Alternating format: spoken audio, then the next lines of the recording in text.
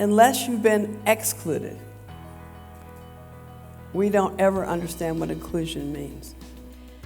What research has shown us is that women's sport has been ignored or at best underreported for decades.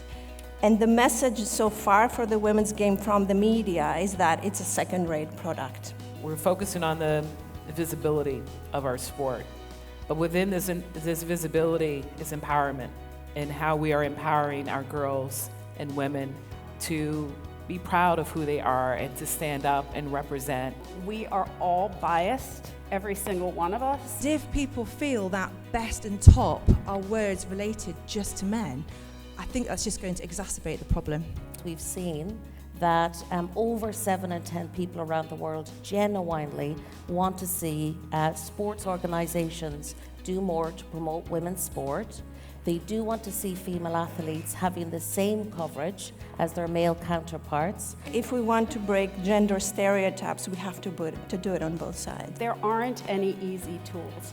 It's constant. Our brains are wired to be biased. Great leaders, the really great leaders, are the ones who think about others and not just themselves. We're trying to get to parity in what we spend because we think it not only is good for society, but it's good for our business. It's access to capital, which is why this issue of pay parity is so important, and you should be talking about it. And I believe that we should hold accountable our corporations to spend equal money.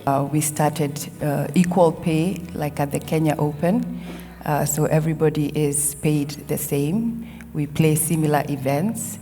And this has really spurred the growth of women sport. And also when it comes to things like broadcasting, in Kenya we do not have the capacity to be able to do that. And therefore the sponsors are not really coming through. But again, when you see somebody like Angela, now all of a sudden this year we have one sponsor for our W15s. So that has really helped. The impact of this performance in Tunisia is very enormous. Now the number of participants has increased and now tennis it's a huge game in Tunisia.